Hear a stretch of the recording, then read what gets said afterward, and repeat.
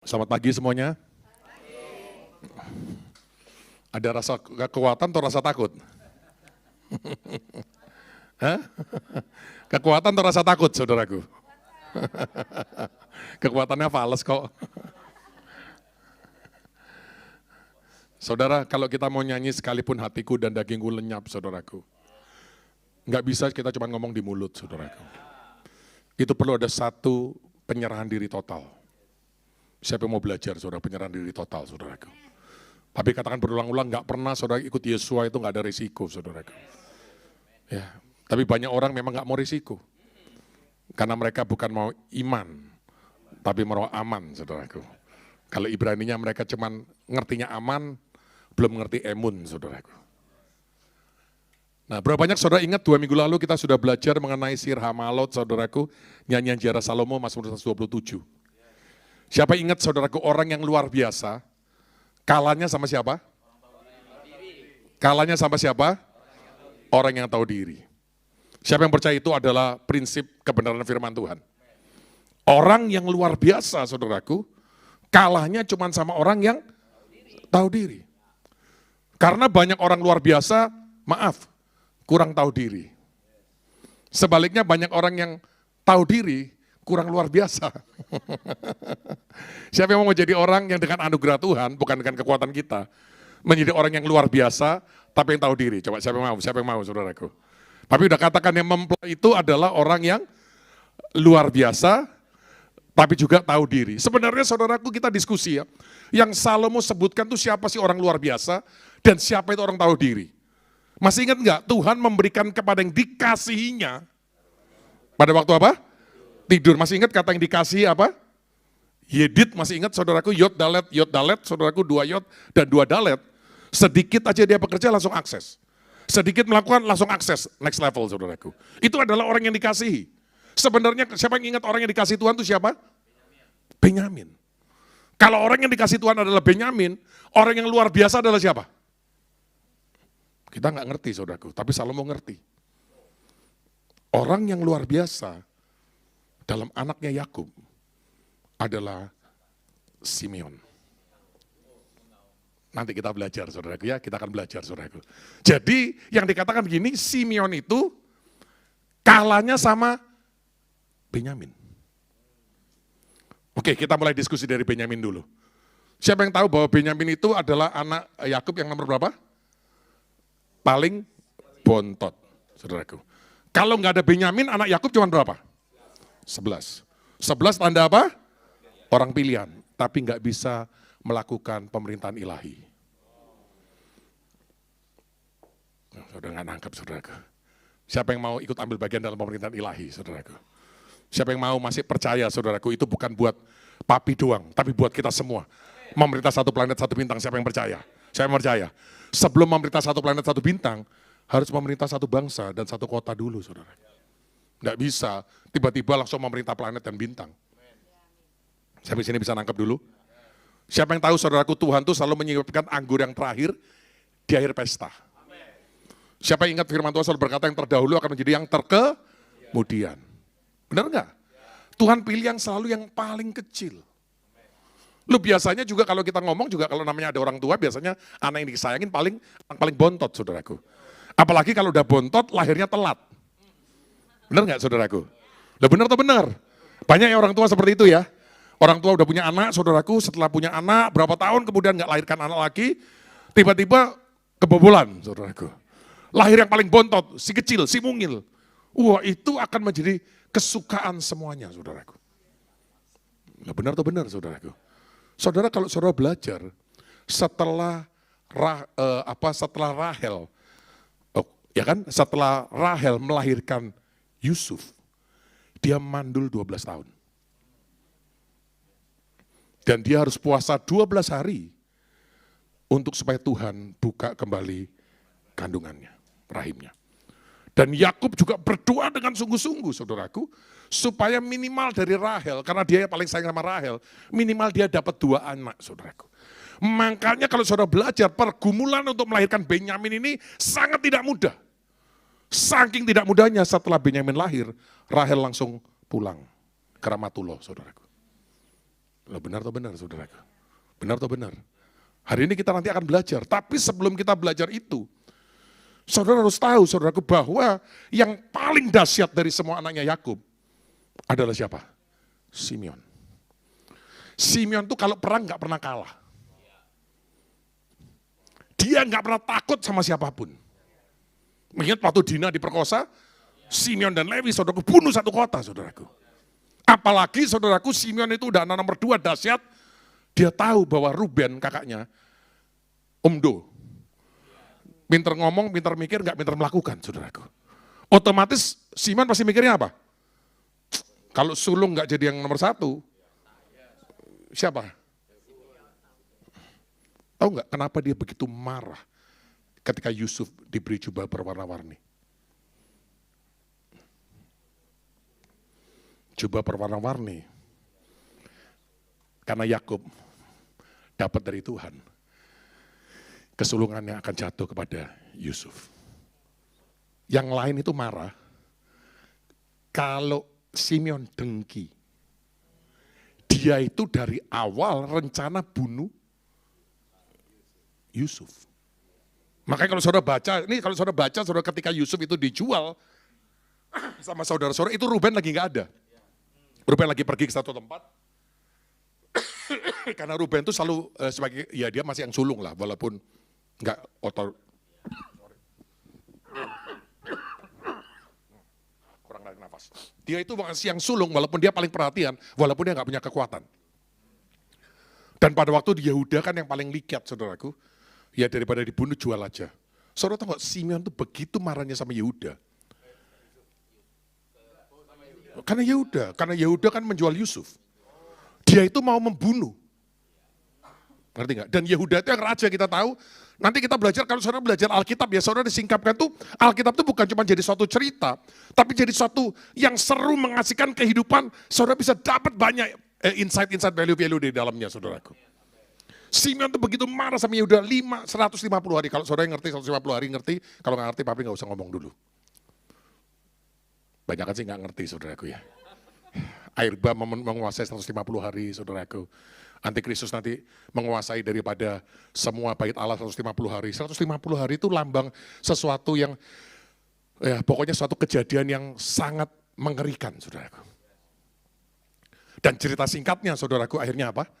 Dia begitu marahnya, sampai 150 hari. Dia tidak bisa melepaskan dendamnya. Pasti sama Yusuf, karena dia nggak bisa bunuh. Juga sama Yehuda, karena dia jual. Sampai Tuhan izinkan, apa yang membuat dia bertobat? 7 hari tangannya dibuat lemah sama Tuhan. Bayangin saudara, orang gak pernah lemah, terus tiba-tiba lemah. Setelah 7 hari, baru dia sadar kalau dia sedang dihukum Tuhan. Dan dia bertobat. Makanya dia bilang sama anak-anaknya ketika dia mau mati, saudaraku, memberikan wasiat, jangan kamu menyerahkan dirimu pada dengki, saudaraku.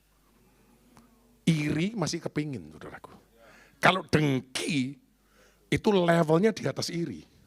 Dari kepingin, nah saudara bisa bayangin nggak kalau jadi, ya sebenarnya nggak bisa terlalu salahkan juga kalau Simeon ya. Misalnya dia itu udah paling powerful, menang paling, perang paling menang, paling nggak pernah takut, kegagahan dari bapaknya turun ke dia, saudaraku. Tapi apa yang terjadi, saudaraku?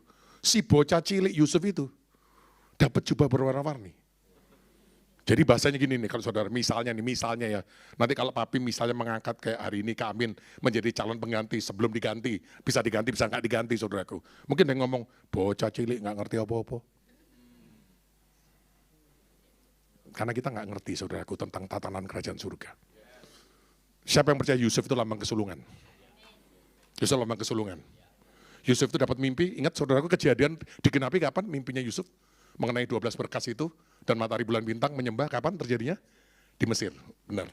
Nah, pada waktu di Mesir, saudara ingat gak?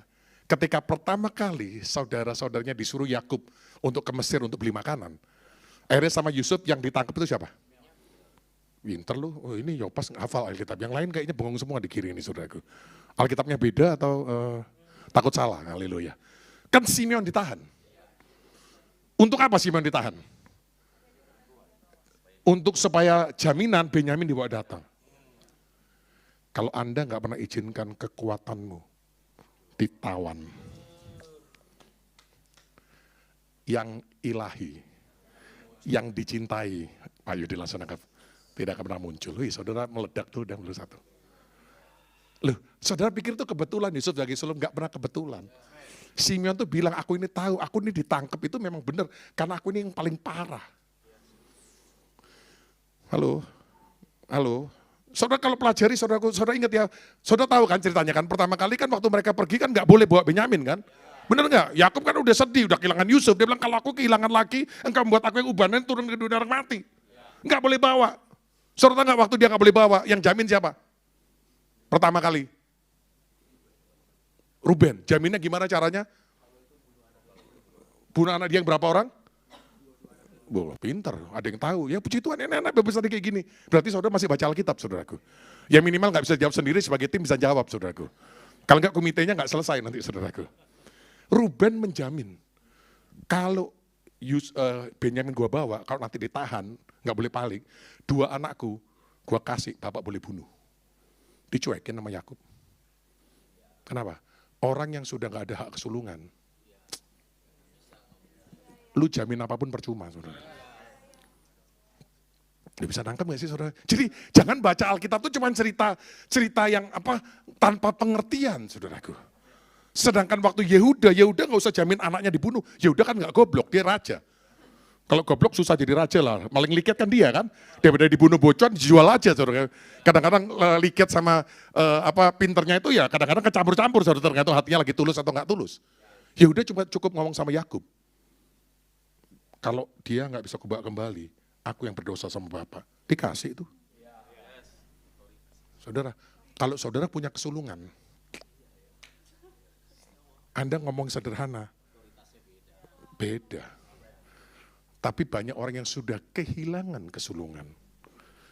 Mau jamin, mau janji, mau sumpah, nggak laku bos. Anda nggak ngerti, saudara. Banyak hamba Tuhan ketika dia sulung di musim yang kemarin, dia nggak ngerti kesulungan musim ini, jaminannya nggak laku. Kok diem sih? Lagian jaminan kan goblok. Masa misalnya dia sayang, ya misalnya Yakub sayang sama Benyamin jelas. Masa Yakub nggak sayang sama cucunya, anaknya Ruben? Kalau itu juga mati, dia bunuh lagi 2 anak, gunanya buat apa? Makanya kalau orang yang kehilangan kesulungan itu jadi pahlawan kesiangan. Rohani tapi goblok. Ya udah cukup ngomong, aku yang berdosa. Dikasih itu Benyamin. Halo. Halo. Dan kalau yang sulung nggak pernah menguasai Mesir, Bapak tidak bisa datang ke Mesir. Ini kalau ngomong nanti ada yang amin, ada yang bingung ini ngomong apa ya. Siapa yang masih mau terus belajar, saudara? Siapa yang masih mau terus belajar? Mau belajar enggak, saudaraku? Jadi saudara lihat ya, kehidupan ini itu dahsyat, saudara. Makanya Salomo itu ngerti. Bahkan kalau saudara tahu ceritanya, saudaraku, Salomo itu sama Nathan disuruh kasih nama apa? Yedidya kayak Poija ya, itu kan bahasa Indonesia memang jelek ya. Yedidya. Dari tadi kata Yedid tadi. Cuman dia tambah Yahweh. Jadi dikasih oleh Yahweh. Kalau jadi ngerti, namamu itu sebenarnya Yedidya. Dikasih sama Yahweh. Kenapa dia bisa dikasih anak namanya Yedidya? Setelah kekuatannya lenyap, doa puasa 7 hari, waktu anaknya dari yang di Batseba ditulai sama Tuhan. Anda nggak ngerti, saudara. Anda kalau belajar, saudaraku ya, ingat kan setelah Daud berzina sama Batseba, Uria disuruh bunuh kan, kemudian lahirkan anak kan, benar nggak? Benar nggak? Ini kan nanti cari aja ayatnya lah, saudaraku, karena semua nggak usah buka lah. Kalau mau buka percayalah ini ada di Alkitab, saudaraku. Ya, papi nggak pernah nulis Alkitab, nggak pernah nambahin Alkitab, saudaraku. Jadi jangan ngomong papi suka nambahin Alkitab. Saudara bayangkan ya, papi lihat ya Daud ya, itu 7 hari, saudara, kalau saudara belajar, itu telungkup di tanah nggak gerak, nggak goyang, nggak makan, nggak minum. Dahsyat nggak? Menurut papi, itu adalah saat paling kelam Daud seumur hidupnya. Makanya papi percaya karena dia mengalami itu, rela udah dipermalukan, rela mengaku dosanya. Maka buat dia pengkhianatan dari Absalom walaupun berat, nggak terlalu berat. Ancaman dari Yoab walaupun berat, tidak sangat berat. Karena bagi seorang Daud, saudaraku, Anda bayangin ya, kalau Anda puasa sampai 7 hari, dan telungkup di tanah, nggak bangun-bangun, nggak makan, nggak minum, itu Anda kalau bilang nggak serius, nggak mungkin, saudaraku. Daud kira-kira pinter nggak? Pinter. Dia rencana puasa berapa hari? Anda nggak ngerti, saudara, kalau nggak disingkapin firman. Dia itu ngerti perjanjian nggak? Anak orang Ibrani disunat hari keberapa? Hari ke-8. Dia udah tahu. Yakub itu, Daud itu dahsyat tapi nggak goblok. Sorry ya, banyak orang profetik dahsyat tapi agak goblok. Udah nggak ngerti prinsip hukum Tuhan tapi agak sok tahu. Sebenarnya saudara, kalau Daud itu tahu, kalau dia bisa sampai hari ke-8, karena itu disunat masuk perjanjian, nggak bakal mati. Karena ada jaminan dalam perjanjian. Makanya hari ke-7, anak itu mati. Dan pegawainya takut kalau sudah baca ceritanya, ini lagi hidup aja kayak gitu, begitu mati, Daud langsung berurap, mandi, makan. Pegawainya goblok kan, raja kok kamu gitu? Anakmu lagi hidup, sakit, lu puasa gak mau makan, sekarang anaknya mati. Pikirnya kan harusnya menderita. Daud ngerti, ya aku kan udah semua kekuatanku aku curahkan untuk berdoa. Tapi kan dia tetap Tuhan. Aku gak bisa bangkitkan dia, tapi aku akan pergi kepada dia nanti kepada orang mati. Daud ngerti, saudaraku. Makanya Anda ini kalau gak ngerti perjanjian, atau gak disingkapkan, kita gak ngerti, saudaraku. Bahkan ada orang ngomong perjanjian Melkisedek, Papi pernah ngomong perjanjian Melkisedek gak? Gak ada ya saudaraku ya. Yang Papi ngomong perjanjian darah, garam, sandal, pernikahan, saudara. Orang itu suka menambah-nambahkan, saudaraku. Nanti ada lawatan ilahi, nanti ada karakter ilahi, saudaraku. Nah karena kenapa? Kita ini Papi lihat ya orang yang profetik, saudaraku, itu selalu mencari firman untuk membenarkan apa yang mereka percaya. Padahal setiap tulisan yang dilakukan Allah itu bermakna untuk menyatakan kesalahan, menegur orang, mendidik orang dalam kebenaran. Bukan untuk membelakan pengertian kita, saudaraku. Malah semua pengertian kita. Kalau itu terbukti tidak benar atau kurang tepat, kita harus rela rubah. Saya mau berubah, saudaraku. Daud ketika dia puasa, dia kejar Tuhan. Tapi pada waktu anak itu mati, dia menghibur Batsheba. Udah gak usah sedih. Dan akhirnya Tuhan memberikan anak, Batsheba kasih nama Salomo, sama Nathan disuruh nama Yedidia. Siapa yang mau menjadi orang yang dicintai Tuhan? Coba angkat tangan yang mau sungguh-sungguh rindu. Sebelum semua kekuatan kita dilucuti, yang ilahi gak akan muncul. Karena kalau itu muncul, kita bilang itu karena saya. Ya karena Tuhan sih, tapi saya juga. Siapa yang mau belajar kalau berjuang sampai garis finish? Tinggi. Mau berhasil, mau gagal. Daud gak kecewa sama Tuhan tuh waktu anaknya mati.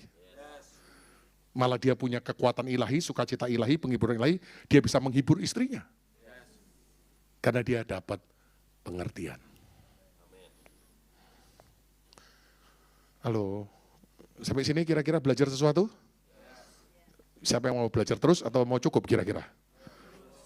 Supaya pagian kan, supaya aman gitu saudaraku. Atau masih mau terus saudaraku? Saya bilang udah tanggung lah. Ya, ikut Tuhan sepakat. Kalau resiko, siapa yang mau tanggung bersama saudaraku? Orang Kristen haleluya ternyata saudaraku. Ya, darah Yesus yang di atas segalanya pasti. Siapa yang setuju sepakat kita nggak jelekin orang Kristen itu tidak ada bagusnya saudaraku. Termasuk kita nggak ada bagusnya, siapa yang ngerti? Yang bagus itu cuma darahnya Tuhan Yesus. Itu bukan cuma bagus, itu berharga, mulia, sangat berharga. Siapa yang mau belajar menjadi Benyamin, saudaraku? Ya, pertama saudara perlu ngerti ya, Benyamin dari kata Ben, anak, dan Yamin. Yamin itu the right side, sebelah kanan atau tangan kanan. Makanya yang pertama saudaraku, mau nggak belajar cuma 5 kok. Supaya kita dapat kehidupan seperti menjadi orang seperti Benyamin. Siapa yang mau? Siapa yang bersyukur kita udah dikasih pengertian, pengurapan daripada Yusuf yang sulung. Siapa yang masih ingat? Siapa udah ingat kita juga diajarkan pengurapan Yehuda yang raja, masih ingat saudaraku? Siapa ingat kita juga udah belajar pengurapan Lewi yang imam, masih ingat? Kita udah belajar urapan Zebulon saudaraku yang belas kasihan saudaraku, benar, masih ingat? Kita udah ingat urapan Naftali yang apa? Supranatural, kita masih ingat. Kita udah ingat ada pengurapan Asher yang memberikan makanan mewah saudaraku, merendam kaki di minyak, segala macam. Yang ketujuh yang kita akan belajar di hari ini, loh yang ketujuh saudaraku, adalah pengurapan Benjamin. Nah ini kayaknya belum, nggak tahu ya, ada atau nggak ada, tapi kayaknya belum pernah dilengkapi deh. Saya banyak bantuan kelihatannya. Siapa yang mau sama-sama belajar? Tapi mau nanya, saudara kan Tuhan berkata gini loh, sia-sia kamu bekerja dari pagi, duduk sampai larut malam, dan makan roti dengan pergumulan, sedangkan Tuhan memberikan yang dikasihnya pada waktu tidur. Kita tahu ini bukan berarti Tuhan senang orang malas ya. Bukan berarti kan ayatnya ada, jadi lagi kalian bikin nasi semut, saya tidur. Bukan itu saudara maksudnya. Maksudnya bukan itu. Maksudnya itu Tuhan memberikan kepada yang dikasih pada waktu tidur. Kita udah belajar, ini masuk ke tempat peristirahatan saudara. Tidak ada rasa khawatir, tidak ada rasa takut, karena dia percaya. Tuhan yang kita sembah sanggup menolong. Saya percaya. Tapi bukan cuma dia percaya Tuhan yang kita sembah sanggup menolong, kalau dia tidak tolong, kita tetap tidak mau menyembah patung itu. Halo? Kita tetap nggak mau menyembah mahkota corona itu. Pakai putih, dokter-dokter juga. Semuanya saudaraku. Kalau ada kuda putih Wahyu 6, kalau diterusin nanti jadi jauh saudaraku. Tapi mau nanya, kenapa orang susah tidur? Pasti karena banyak pikiran. Setuju dulu nggak? Siapa di sini pernah susah tidur? Kalau nggak punya pikiran, tidurnya enak nggak? Enak. Lagi banyak pikiran bisa tidur nggak? Mau apapun nih, mau kawin, ya apa? Mau punya bisnis baru, apapun lah. Pokoknya mau sesuatu yang kayaknya sudah tahu besar, punya suatu pikiran banyak akan susah tidur kan? Kenapa orang banyak pikiran? Cuman satu, karena banyak keinginan. Lo setuju enggak? Ini kita nggak rohani-rohani dulu, saudara harus ngerti buminya dulu. Kalau kita ngeroh, saudara, orang Kristen itu banyak maunya. Halo? Tahu diri bukan berarti puas diri. Kenapa Alkitab katakan jangan ingin menjadi kaya? Itu loh James, calon suaminya Karen, saudaraku. Papi diingetin Tante Mei kemarin. Dia itu cuma percaya sama Papi cuma satu. Jadi dia ikut pengajaran waktu itu di Bandung, Papi sama Om Didi kita pergi. Mungkin sama Jun waktu itu ya, sama Jedi. Saya tanya cuma anak muda kan ngobrol kan, saya nggak saya tanya, kamu percaya nggak Tuhan mau berkati? Iya, kamu mau diberkati berapa? 10 M, goblok, tak bilang gitu. Loh, pertama kali orang ketemu kok goblok? Kenapa? Tuhan maunya lebih banyak tahu. Itu doang, bertobat ya saudaraku. Loh, semua, kalau saudara belajar itu Tuhan tuh keren, jangan saya Tuhan keren. Semua guru agama dilawan saudaraku. Tapi digoblokin malah ikut saudaraku. Bukan soal goblok, not what you say.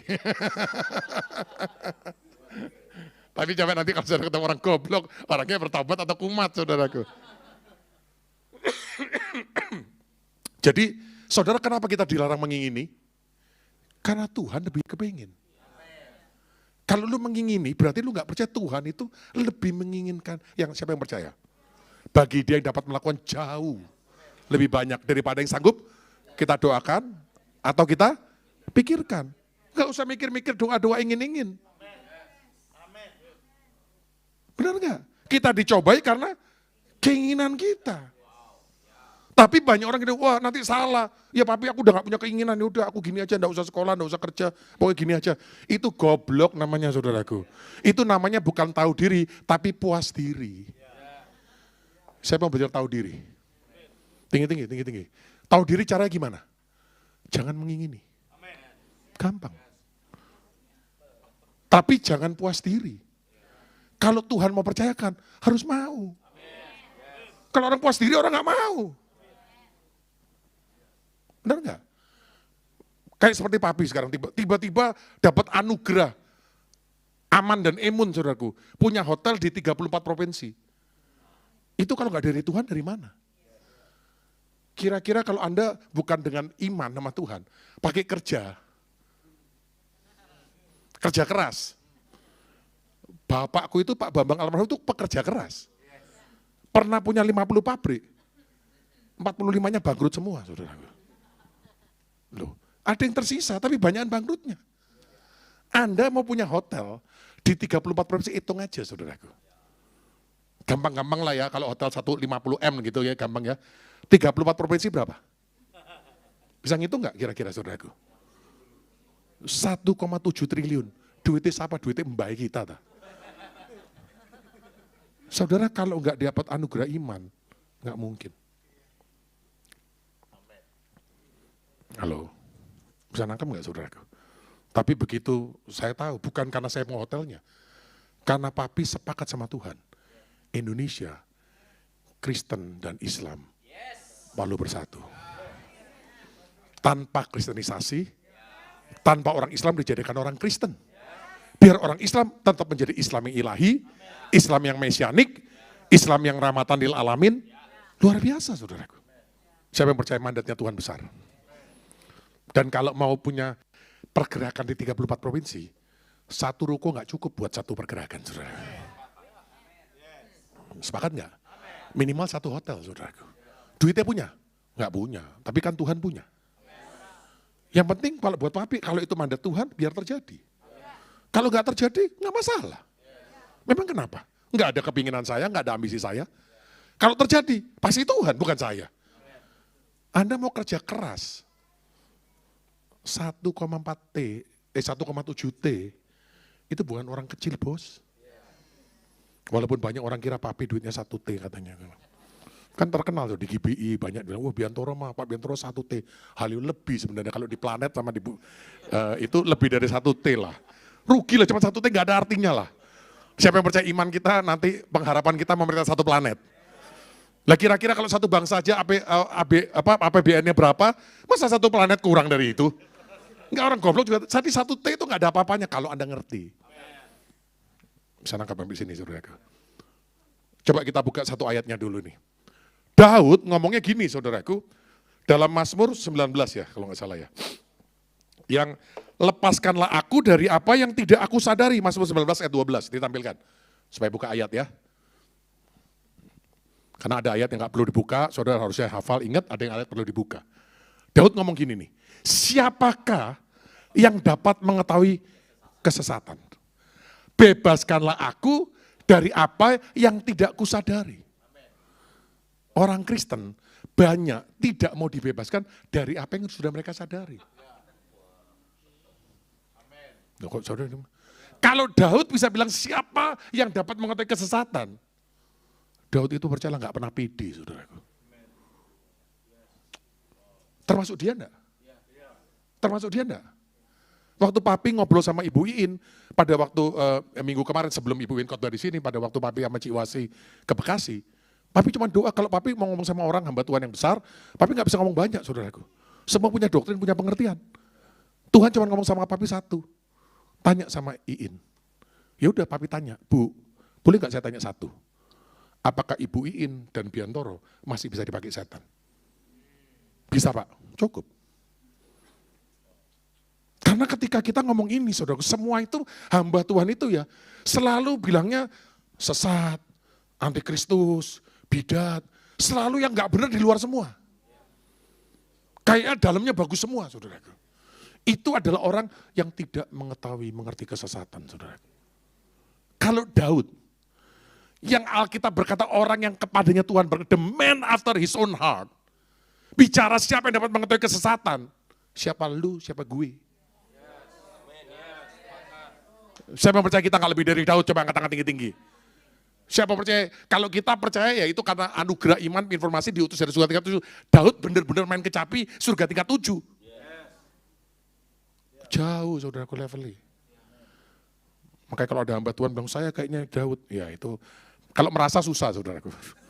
Ya, padahal Daud ada level 9, level 1 sama level 1000 saudaraku. Tergantung pengertiannya saudaraku.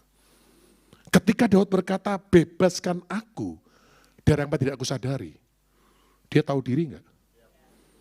Dia tahu diri enggak? Berarti dia tahu dari dalamnya masih ada enggak beres. Paulus tahu diri enggak? Aku manusia celaka. Bukan kamu loh. Bukan dia loh, bukan mereka loh. Tapi apa? Aku.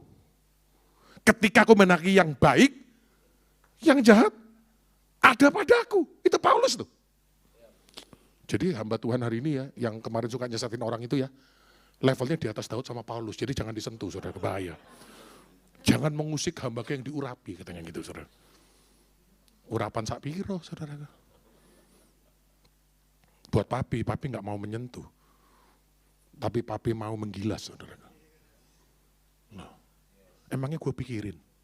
Maksudnya gini loh, kalau kita dapat firman, harus berani menyampaikan nggak?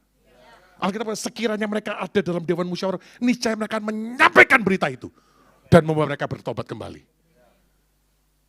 Kita nggak marah, nggak benci, nggak kepahitan, kita kasihan, saudara. Tapi sama gereja modelnya hari ini, udahlah, jangan kristenisasi orang Islam lah, belajar dulu lah ke masjid lah. Siapa yang bersyukur kita itu dapat anugerah.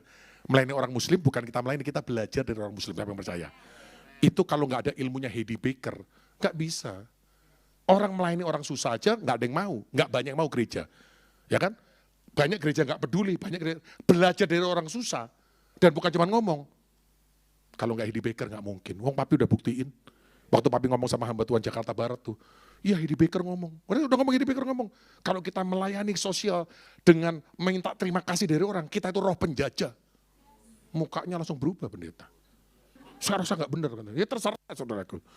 Buat papi mah gue mau dijelekin, digilain, sesatin. Yang penting gue ngajak makan, gue berkati. Udah gitu aja. Alkitab bilang dari buahnya, bukan dari doktrinnya saudaraku. Siapa yang percaya dari buahnya? Jadi siapa yang belajar mulut kita ini harus hati-hati saudaraku. Nanti kita belajar saudaraku. Atau sekarang dia nggak apa-apa lah. Karena ini nyambungnya mengen loncat-loncat saudaraku ya. Supaya seru ini bukan jayus tapi saudaraku. Tahu nggak? Itu Benyamin, ini kan lagi belajar Benyamin ya. Punya satu perkataan. Yang papi belum pernah dengar, tapi waktu papi dengar keren saudaraku. Dia ngomong apa? Mau dengar nggak? Mau dengar nggak perkataan Benyamin? Siapa yang mau dengar? Siapa yang kira-kira udah tahu? Sebelum papi Roh Kudus udah ngomong saudaraku. 1M. Ember atau Romeo nggak tahu, pokoknya 1M lah saudara. M kan banyak bisa million. Yusuf ngomong gini sama Benyamin ngomong gini sama anak-anaknya. Kamu tahu enggak sinar matahari? Ketika menerangi, menyinari tai dan lumpur, tidak menjadi kotor dan tidak menjadi bau sinarnya.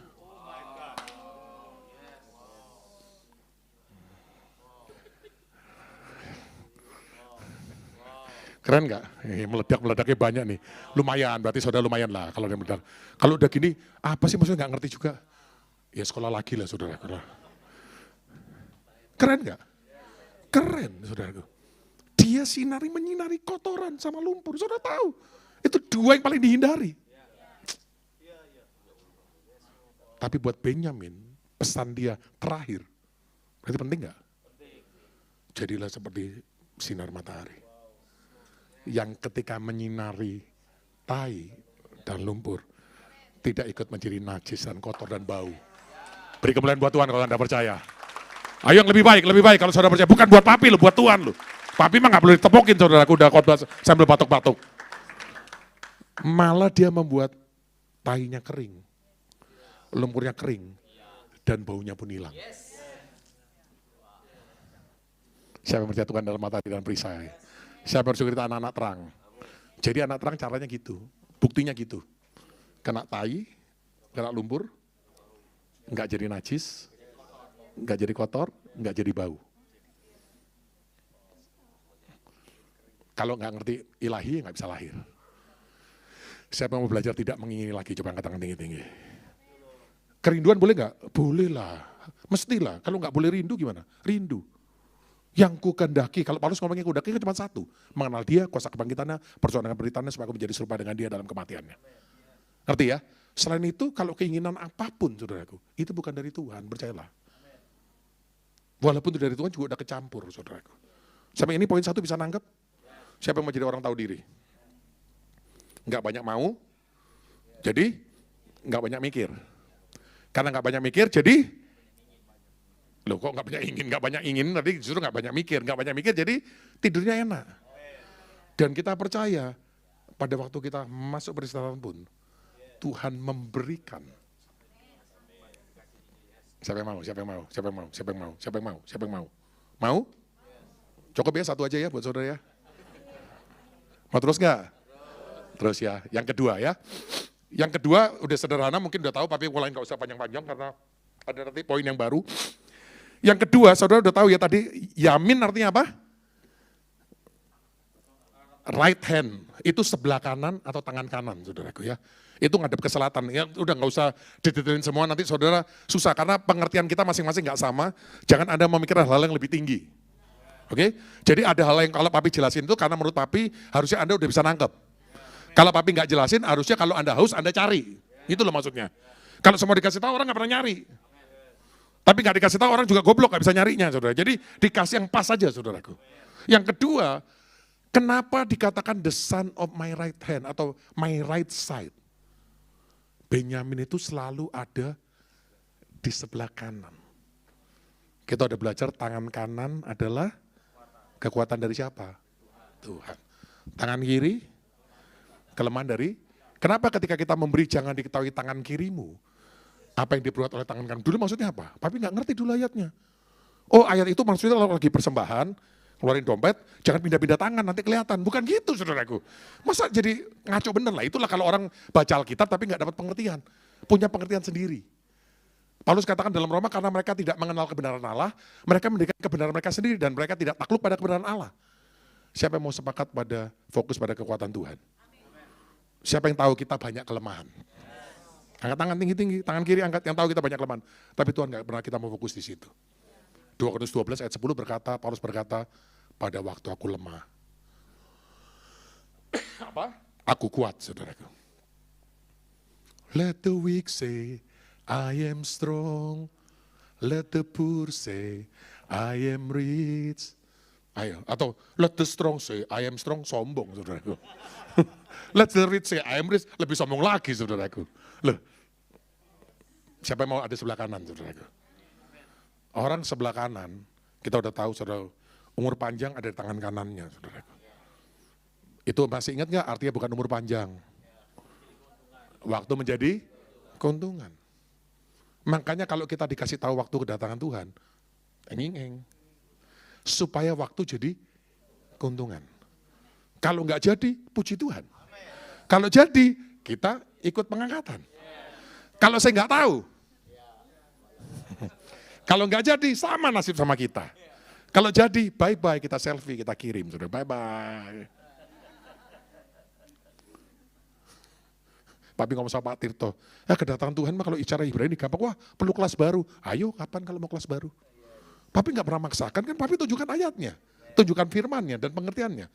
Enaknya Tuhan itu siapa yang percaya Tuhan nggak pernah paksa. Siapa yang tahu suka maksa itu setan? Halo? Makanya hamba Tuhan kalau suka maksa itu nggak tahu lah, susah. Sorry jawab sendiri, agak campur-campur saudaraku. Papi nggak suka maksa, karena papi juga nggak suka dipaksa. Tapi papi percaya Tuhan sama papi selalu diberikan pengertian dan pilihan. Dengan jaminan, apapun yang papi pilih, Tuhan tetap sayang. Kalau papi masih mengizinkan diri papi disayangi Tuhan. Itu aja. Tuh kan papi udah pernah cerita, kan Tuhan tuh pernah ngomong, Bi, lu kalau udah merasa cukup, lu gak usah nambah doanya, gak usah nambah belajar firman, gak usah nambah naburnya. Gini-gini aja, aku tetap pakai kok. Anda dapat jaminan itu enggak? Kan gak semua dapat. Tapi papi kalau lagi sadar, kan kadang-kadang papi juga bisa gak sadar, makanya lepaskan aku dari apa yang tidak aku sadari. Lagi sadar Tuhan gak mau gini-gini, lagi sadar. Kalau lagi gak sadar, ya tetap aja gini-gini terus, saudaraku. Itu karena Biantoro banyak kelemahan, kalau saudara kan gak ada, saudaraku. Saudara kan pasukan terdahsyat, saudaraku. Pasukan Raja Wali tidak bisa digoncangkan, saudaraku. Tidak bisa dihentikan, saudaraku. Tapi ngomong sama ibuin kemarin, Bu, kayaknya Yoel 2 itu bukan tentang pasukan Tuhan deh. Kayaknya itu pasukan musuh deh.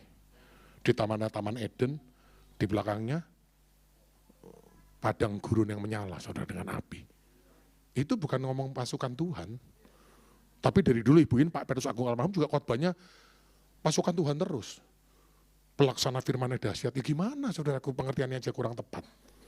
Bisa di level nanti saudaraku, bisa masuk ke situ pengertian. Tapi harus ada, saudara harus tahu yang sebelumnya pijakannya. Bisa nangkap nggak? Bisa nangkep nggak? Gini gampangnya. Kalau di Hebrew itu diajarkan kita tahu level.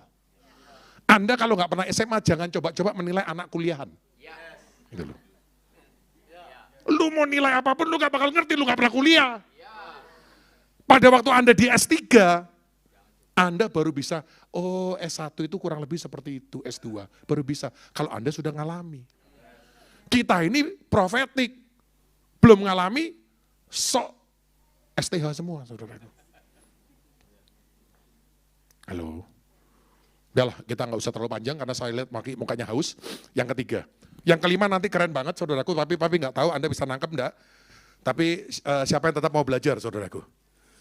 Siapa yang mau seperti Pak Gep? Seperti apa? Rafael, Sandy, semua, yang Yuli, semua yang memang mau belajar firman. Saudara, apapun yang papi sharing, saudara bisa dalami sendiri saudaraku. Ini baru dasar-dasarnya aja. Nah, kita lihat saudaraku yang ketiga. Saudara tahu nggak kenapa Benyamin itu menjadi orang yang dikasihi? Papi nanya dulu deh.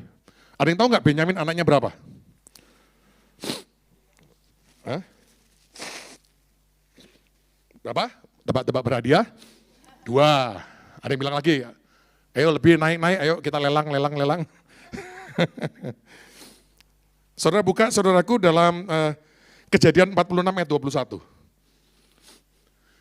Benyamin itu saudaraku seumur hidupnya sangat tahu diri, takluk dan hormat pada Yusuf. Karena dia punya anak 10 saudaraku. Yuk kita baca yuk. 1, 2, 3. Anak-anak Benyamin ialah Bela, Beker, Asibel, Gera, Naaman, Ehi, Ros, Mupim, Hupim, dan Aret. Bukan Upin dan Ipin nih saudaraku ya. Kalau itu saudara pasti ingat saudara. Ini Upim bukan Upin saudaraku ya. Jadi saudara Benyamin itu termasuk kalau saudara baca di Wikipedia. 1 dari 4 orang Ibrani yang menurut Rabi tidak pernah berbuat dosa. Kata Rabi lo ya, percaya boleh, enggak percaya ya pelajari. Ya kan gue juga percaya, kan cuma bagikan baca. Makanya papi gak khotbahin karena papi belum bisa nangkep. Itu papi baca, tapi saudaraku kenapa? Saudara mau nggak nomor 1 menjadi orang tahu diri tadi? Mau nggak? Kedua, mengandalkan kekuatan Tuhan selalu, ngerti nggak? Dan sadari kelemahan kita. Mau nggak? Mau nggak? Yang nomor 3 saudara, kalau saudara nggak pernah tahu menghormati yang sulung, saudara nggak akan terima menjadi apa-apa. Karena semua anak-anak Benyamin ini dikasih nama untuk menghormati Yusuf. Ya, papi kasih contoh apa? 3 aja deh. Bela itu namanya swallow, ditelan saudaraku. Itu artinya seperti Yusuf itu hilang, dijual, dan gak ada lagi, ditelan, habis. Beker itu artinya yang sulung, the firstborn. Memang dia yang, Yusuf adalah yang sulung dari Rahel saudaraku. Asbel itu namanya capture, ditangkap. Itu bicara Yusuf ketika dia menderita, dia menjadi tawanan. Saudara baca 10-10-nya. Ada artinya. Dan tidak ada ngomong tentang dirinya. Tapi dia ngomong tentang his brother. Waduh, papi makin belajar. Benar Benyamin tahu diri sih. Halo. Kalau kita kan kadang-kadang 14-15 kan. Malah kadang-kadang ya sebenarnya kalau orang tahu ya sebenarnya di kahal sih ya. Yang paling dahsyat sebenarnya saya lah. Kalau nggak ada saya nggak bisa lah. Nggak ngomong gitu sih. Mulutnya, tapi hatinya mungkin pikir seperti itu. Makanya salah satu buktinya Anda kurang mengerti sama kalau orang itu suka ngeyel, saudara. Anda tahu nggak? Kenapa Benyamin ngomong gini? Pada waktu Yusuf sudah menyatakan diri sama Benyamin, akhirnya Yusuf cuma nanya satu, lagi saudara-saudara kita tuh ngomong apa sih sama papa? Waktu mereka jual saya. Kan Benyamin cerita ya, mereka cari jubahnya, bilang dimakan binatang. Baca ya, kalau itu binatang ditangkap ngaku kadang nggak itu, kalau Legend of Zeus. Intinya akhirnya, Yusuf bilang gini, udah, kasih tahu aja, itu orang Midian ngomong gitu, Ismail ngomong, jadi jangan sampai papanya nanti tahu kelakuan anaknya supaya papanya nggak sedih. Keren habis. Makanya Benyamin itu cuma ngomongin satu, hormatlah kepada Yusuf yang paling mulia di antara semua saudara. Haleluya. Saudara bisa dalami sini. Saudara, kalau saudara melakukan itu lain. Kalau anakmu dikasih nama bukan berdasarkan engkau. Kenapa nanti Batseba punya anak? Tahu nggak Batseba sama Daud punya anak namanya Nathan? Tahu nggak kenapa? Karena mereka sangat menghormati Nabi Nathan. Gitu saudaraku. Makanya kalau orang Amerika lain saudaraku. Anjing dikasih nama bapaknya saudaraku. Loh bener, karena marah sama bosnya. Ya kan, kalau bosnya misalnya nama Yudi, dia nggak berani ngelawan. Coachingnya dikasih nama Yudi. Yudi, pak gitu. Jadi pelampiasan saudaraku. Itu bule saudaraku. Bule itu mana ngerti, bukan menghina lah. Mana ngerti hormati orang tua sih bule. Dan Kristen, Yesus yang diberitakan semua gereja, Yesus yang bule. Yang matanya pirang.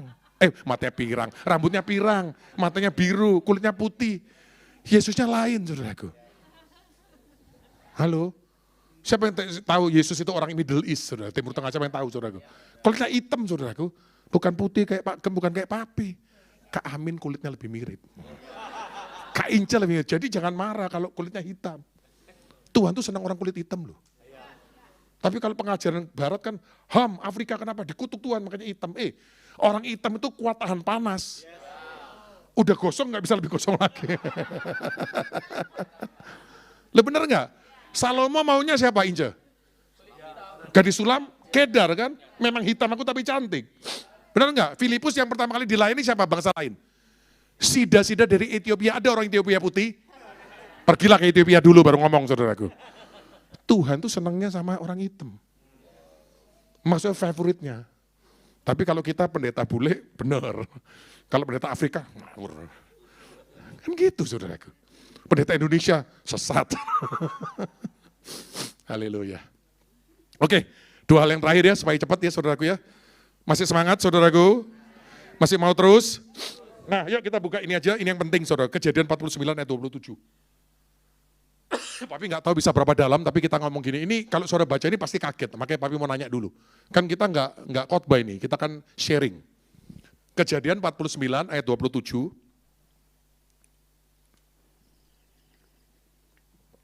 Yuk baca bersama-sama, 1, 2, 3.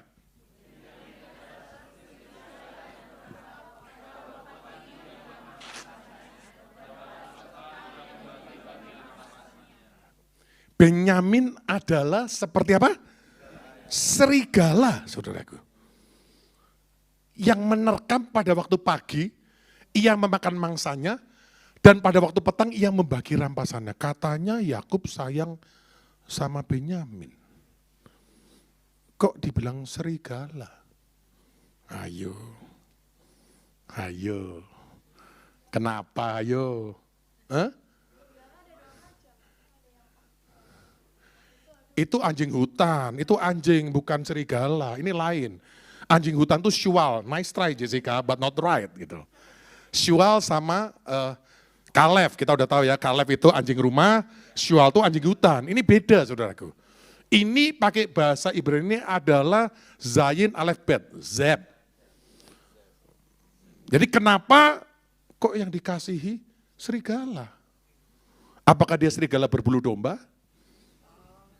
Loh, tapi nggak ngerti saudaraku.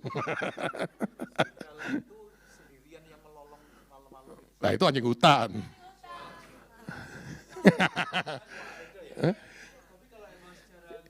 Ya.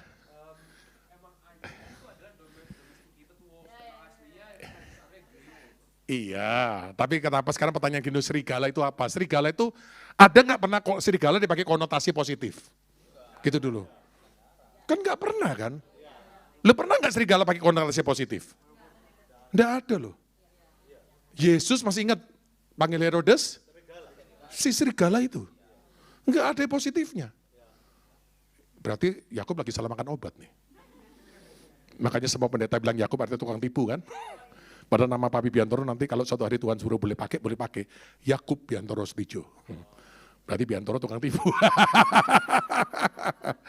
Enak kan kalau bilang Yakub tukang tipu, saya tanya, kenapa Benyamin serigala? Ada yang mau coba? Ayo, siapa tahu Roh Kudus tiba-tiba berkata-kata. Misalnya Ibu Susi, siapa tahu bisa loh Roh Kudus tiba-tiba lagi bersut ngomong. Atau Ibu Christine atau siapapun yang lain lah, siapapun yuk. Ada yang mau nggak? Theo biasanya kan Theo kan sangat profetik sekali kan dengar suara Tuhan kan. Siapa? Loh memang serigala nggak pernah konotasi positif saudaraku. Serigala itu terkenal ngambil yang bukan menjadi haknya. Benar nggak? Mencari mangsanya pada waktu pagi makan, waktu petang membagi rampasannya. Anda tahu ya serigala ya, pokoknya kalau Anda cari ya, kalau begitu singa udah dapet atau apa gitu kan, kawanan, ya serigala jenggotan semua mirip-mirip lah di situ. Mereka akan ngepung untuk, pokoknya mereka itu sukanya menjarah, sudah ngerampok. Mereka ngambil yang bukan haknya. Anda nggak ngerti saudara makanya. Sampai Anda belajar ulangan 6. Engkau menabur, menuai di tempat yang tidak kamu tabur. Sebenarnya gini loh, serigala itu zeb, itu zayin dari Abba. Artinya penghakiman dari Bapak. Karena banyak orang luar biasa, nggak tahu diri. Luar biasa kan karena anugerah. Karena dilatih Bapak. Karena diperlengkapi dengan Roh Kudus, dengan senjata Allah, benar nggak? Udah luar biasa, tapi nggak tahu diri. Makanya jatahnya diambil sama yang tahu diri, yang serigala.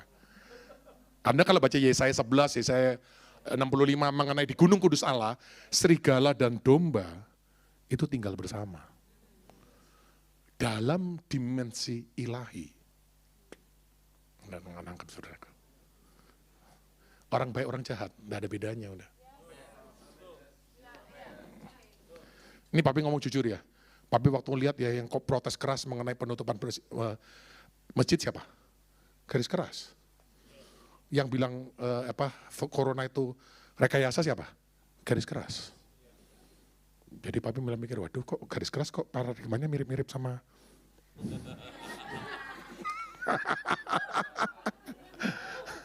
karena menurut papi yang dari setan tahu ilahi. Yang Kristen rohani semua. Rohani banyak bukan rohani, sok rohani. Saya tidak nonton bioskop. Keren, tapi goblok. Loh, bener gak? Lu ngomong sama anak muda gak mau saudaraku. Anak muda kan ngomong, Pak sorry, aku mau ke gereja, tapi tetap bioskop lebih seru. Gak bisa dilarang saudaraku. Banyak orang gak boleh dengar lagu dunia. Kalau gak boleh dengar itu masih Torah. Penuntun saudaraku. Kalau Anda yang benar, dengerin boleh. Tapi waktu Anda dengar, gak enakan lagu penyembahan Ibrani. Nah itu baru Anda ngerti. Halo? Karena kalau udah tiba-tiba ada acara khusus kan tiba-tiba orang Kuntian kan Sefo, Cente Aiwo, Bietwe Wolen Mo. Semua apalagi Cik Aswan, Cik Ali. Waduh, kalau udah itu saudaraku ya. Dan papi dipancing-pancing terus saudaraku. Papi gak mau saudara. Kalau dulu papi jujur pernah suka karaoke karena papi suka, mami suka nyanyi-nyanyi karaoke. Bukan ke karaoke ya, nyanyi lagu karaoke. Sekarang gak pengen tuh lagu karaoke. Halo? Halo? Papi berapa bulan sekali masih kadang-kadang dengar lagu dunia. Tapi waktu papi dengar, enaknya kok cuman kayak gini ya. Waktu masuk di hadirat Tuhan. Sir Hamalot. Wah, lain saudaraku. Ilahinya lain. Kalau lagu dunia kan tadi paling gitu. Puya wen wocong nalilai. Ini enggak jais. Nah, jadi saudaraku, saudara lihat ya. Yakub itu tahu bahwa Benyamin harus jadi orang yang tahu diri. Yesus waktu dibilang guru yang baik, mengapa kamu katakan aku baik? Aku ini enggak lebih baik dari serigala. Enak gitu toh? Daripada ngaku domba pada hati serigala. Loh kok diem sih? Boleh nangkep gak saudaraku? Saudara pelajari saudaraku, serigala gak pernah positif. Tapi kalau di Gunung Kudus Allah, serigala dan domba tinggal bersama. Dan kalau Anda ngerti perjanjian Anda dikasihi, dari manapun saudaraku, Anda bisa pakai itu untuk kerajaan Allah. Loh. Ada duit yang negatif gak? Ada energi negatif enggak? Loh semua Tuhan cipta itu baik. Bahkan narkoba bukan untuk kita kalau dalam takaran tertentu. Baik enggak? Baik, semua tentara Amerika perang bawa narkoba, morfin. Tujuannya kalau udah ketembak mau dioperasi dikasih morfin, bukan dihirup saudaraku. Semua itu baik, tapi kebablas. Siapa yang bilang, Tuhan tolong aku gak mau jadi kebablas. Aku merasa domba, padahal hatinya serigala.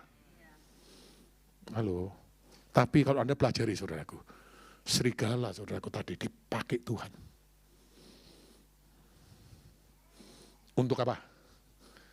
Bikin nyaho orang-orang hebat yang merasa benar, merasa baik. Saudara. Bisa nangkap sampai sini? Oke. Satu terakhir, masih sanggup nggak? Ini yang paling keren, saudaraku. Ayatnya sebenarnya dari tadi itu cuma pembukaan, intinya di sini. Ya kan supaya gitu kan Tuhan selalu mempersiapkan anggur yang terbaik di akhir pesta. Anda kalau dengar ya ayat itu ya, nanti Papi jelasin. Itu ayat itu kenapa ya? Saudara dengar gini nggak? Semua hamba Tuhan itu kalau ngomong ayat, saudara pasti cuma ayatnya satu ayat doang, saudaraku. Salah satu ayat yang terkenal adalah besi menajamkan besi. Manusia menajamkan. Itu semua pendeta hafal, khotbah dan ngomong. Amsal 27 ayat 27. Tapi ayat 25 dan 26 nggak ada yang ngomong. Tapi sebelum kita buka itu, 3 ayat yang terakhir, kita buka dulu ulangan, saudaraku. Musa mengerti, saudaraku, bagaimana menubuatkan tentang Benyamin, saudaraku. Walaupun Yakub menubuatkan tentang Benyamin, saudaraku, adalah serigala, tapi dalam ulangan 33 ayat 12, kita buka dulu ulangan 33 ayat 12, tentang Benyamin, saudaraku, nanti saudara bisa pelajari. Wah ternyata Benyamin itu kalau Anda nangkep ya benar-benar Tuhan itu keren banget, saudaraku. Tentang Benyamin ia berkata, apa? Kekasih Tuhan yang diam padanya dengan tentram, Tuhan melindungi dia di setiap waktu, dan dia diam di antara lereng-lereng gunungnya. Kita udah belajar ini kekasih Tuhan. Jadi yang kekasih Tuhan itu bukan suku Ruben, bukan suku Yehuda, bukan suku Yusuf, tapi Benyamin. Ya. Nah, kita sekarang buka dulu Amsal 27. Nanti Papi jelasin sekaligus. Karena kalau nggak dijelasin pasti bingung, saudaraku. Kalau bingung pegangan, saudaraku. Anda tahu nggak sih, kenapa raja yang pertama itu Saul dari suku Benyamin? Kenapa yang menulis 2/3 perjanjian baru Paulus dari suku Benyamin? Anda harus ngerti, saudaraku. Karena hanya orang yang tahu diri, orang yang mengerti bahwa dia bukan merasa mengasihi Tuhan, tapi dia yakin dia sadar dia dicintai Tuhan. Dari dalam kandungannya, rahim rohaninya, akan lahir raja-raja yang benar-benar punya mandat dan otoritas surga, saudaraku. Nah, Amsal 27 ayat 25, jangan ayat 1 kepanjangan, saudaraku, nggak pulang nanti. Ayat 25, kok 25 salah, saudaraku. Benar nggak tadi Amsal 27 ayat 17 kan? Bukan ayat 17, kali itu ayat 15, bukan 25, sorry. Amsal 27 ayat 15. Nah, baca dulu nih, saudaraku. Ini. Saudara setuju nggak kalau baca Alkitab itu harus baca nyambung? Kalau ngomong mau ayat 17, besi menajam besi, harus ngomong ayat sebelumnya. Nah, Papi nanya nih, yuk kita baca bersama. 1, 2, 3.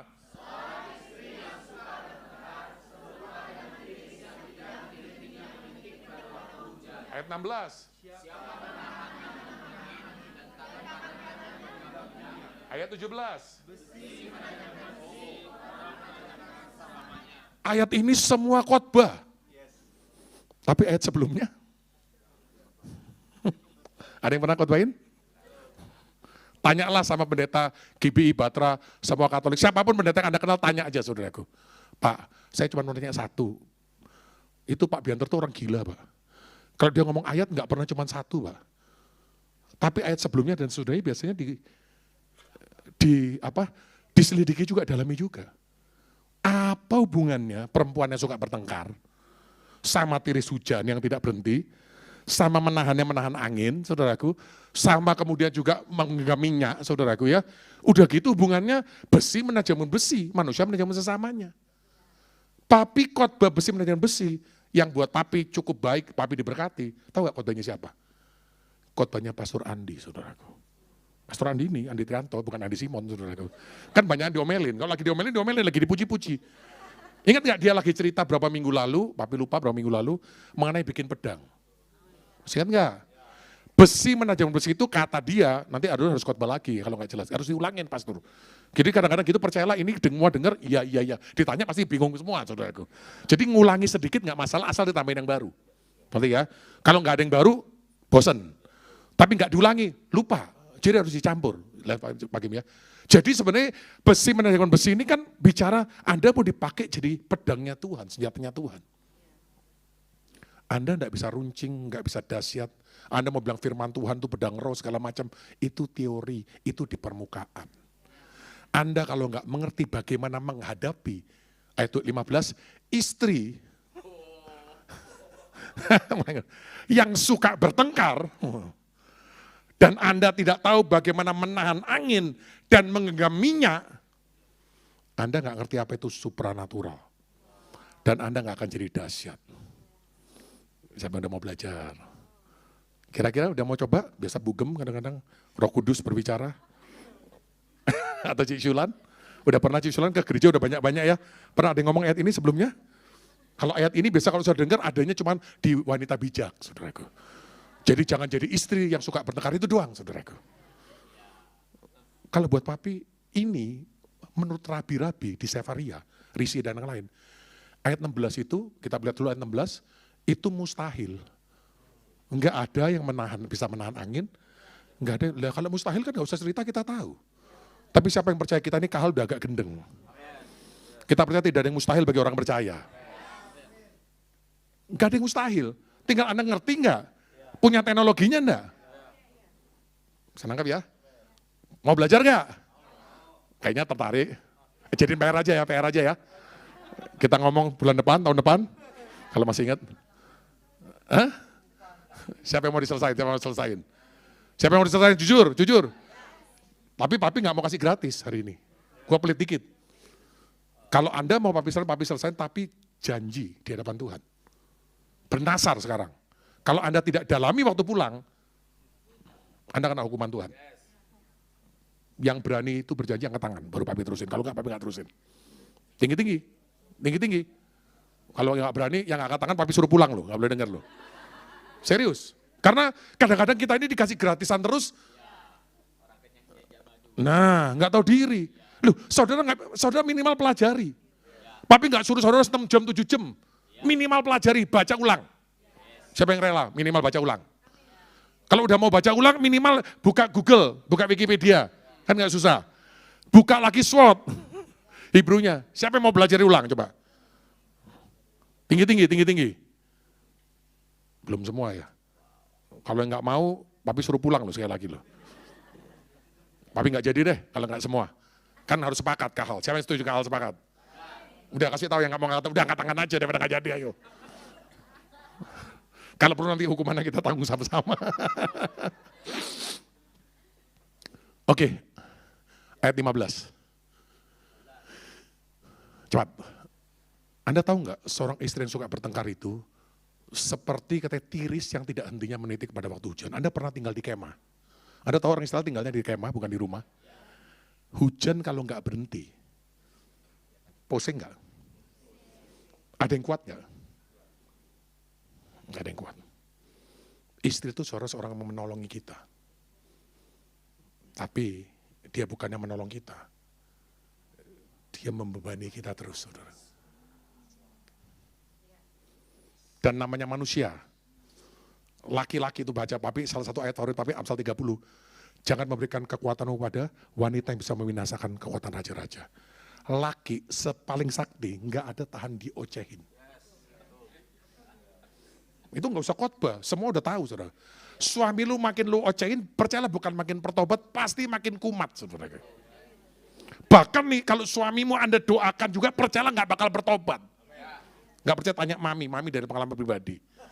Makin dia doa, papi makin kumat, saudara.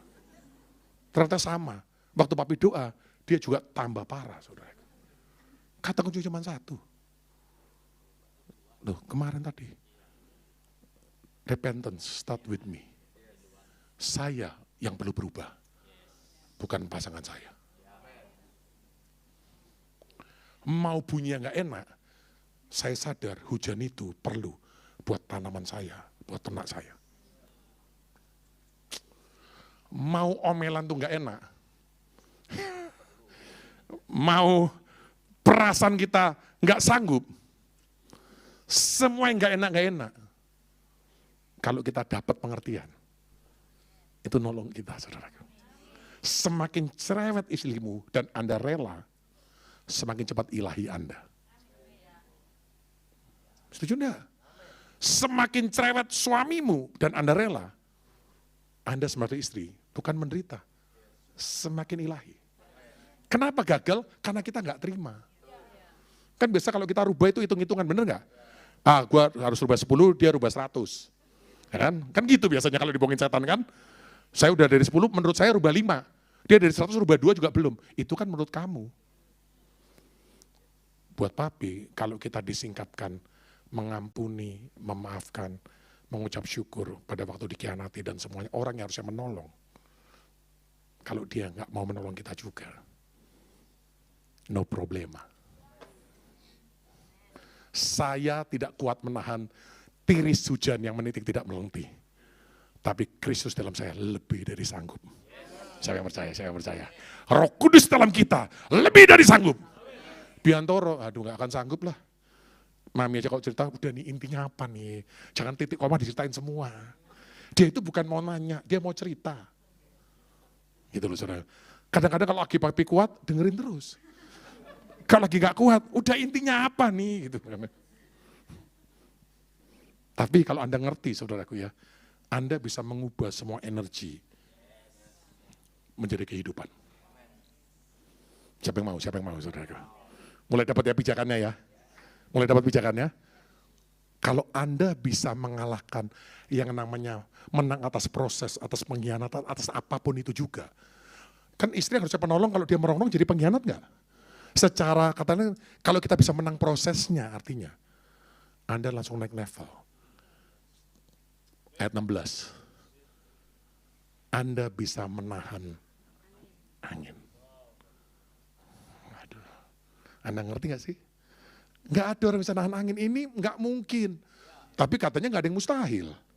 Siapa percaya namanya supernatural itu tidak ada yang mustahil. Yang percaya saudaraku. Tapi kita diajarin caranya. Kalau mau jadi senjatanya Tuhan, mau jadi ilahi, besi menajam besi, menang dalam proses dulu. Menangnya nggak boleh pas-pasan. Kalau nggak kumlot juga minimal 7, 8. Jangan menangnya 5,5, itu nggak menang saudaraku. Papi dulu gitu, lagi SMA, yang penting kan 6. Begitu kepleset 5 nggak naik, jadi tinggal kelas deh. Coba gue kasih standarnya 8, kan kalau kepleset kan 7, 6 tetap naik kan gitu lah. Tapi apa yang kebodohan papi harus, waduh walaupun papi tahun depannya jadi juara saudaraku, semua teman-teman terkenal Biantoro pernah tinggal kelas di Semak 1 saudaraku. Tinggal kelas itu nggak enak saudaraku. Gak enak saudaraku. Kalau secara jasmani gak enak, secara rohani lebih gak enak lagi saudara.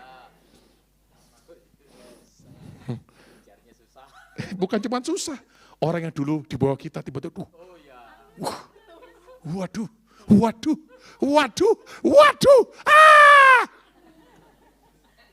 Bukan persaingan tapi pertandingan. Anda kalau bisa menang sama proses, Anda punya otoritas menahan angin. Kalau Anda bisa menahan, Anda bisa mendatangkan. Itu alam roh, bahasanya. Anda kuasai. Siapa yang menguasai dunia roh? Bukan cuma malaikat kita perintah. Setan gak perlu kita tengging-tengging. Yesus mau ngomong sama Petrus, nyala iblis. Dia gak ngomong sama iblis kan? Ngomongin sama Petrus. Ada kadang-kadang iblis perlu dihardik, level tertentu. Biasanya dihardik itu yang level bawah.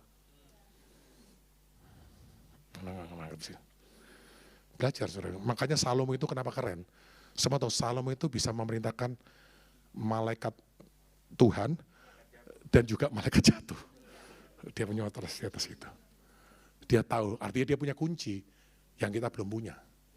Tapi saya percaya satu hari Tuhan akan berikan sama kita. Key of Solomon Tuhan akan berikan. Kalau kita kejar terus saudara, buku rahasia aja Tuhan kasih. Lalu buat Tuhan tuh gak pernah pelit.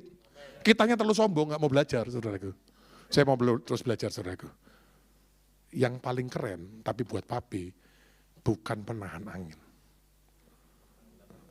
tapi genggam minyak. Pernah pegang minyak? Pernah bisa genggam minyak? Nggak jatuh? Bodoh Anda kalau nggak bisa. Gampang pegang minyak. Gimana? Oh ya, Anda terlalu pinter. Terlalu pintar, makanya jangan menganggap dirimu pandai. Menggenggam minyak nggak bisa kalau minyaknya nggak ada wadahnya.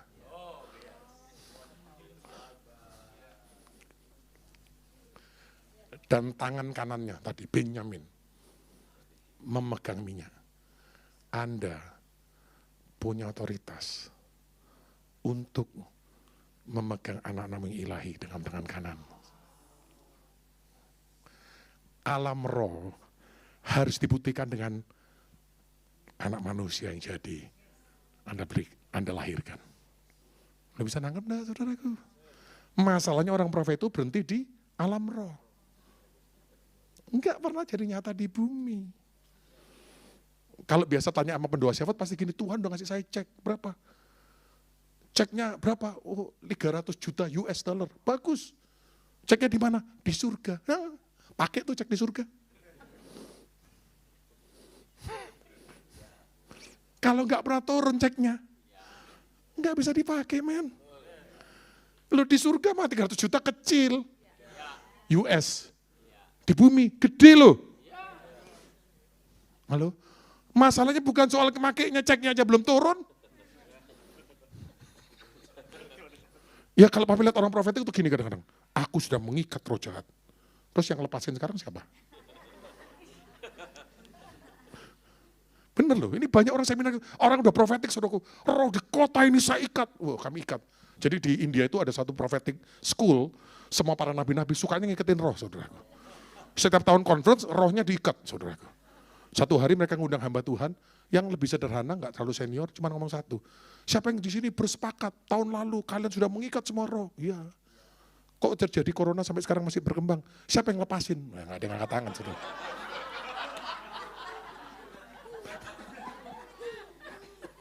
Tadi baca cuma separuh. Apa yang kamu ingat di bumi terikat di surga. Tapi apa yang kamu lepas? Orang kalau udah profet itu memang susah dicak, saudaraku ya. Buahnya enggak ada. Apakah profetik jelek? Siapa yang tetap mau jadi profetik, saudaraku? So, saya manusia roh. Saya manusia batinnya, saya juga mau jadi profetik, saudaraku. Cuman saya harus tahu diri. Saya nggak mau surga-surga terus. Doa Tuhan Yesus ajarkan kepada kita apa? Datanglah kerajaanmu, jadilah kehendakmu di bumi seperti di surga. Kalau Anda bisa menangkan proses, punya kuasa atas alam roh, punya anak rohani yang ilahi, baru Anda bisa menjadi besi yang menajamkan besi. Nyambung ya? Habis jelasin gampang ya? Gampang. Coba Anda ngomong. Satu. Coba Anda pelajari, saudaraku. Percayalah setiap kali baca Alkitab, kalau papi nggak bisa, papi juga stres, saudaraku. Bener nggak? Tangan kanan, bener nggak Rafael tahu ya? Orang mau belajar itu bukan enak loh, bener nggak?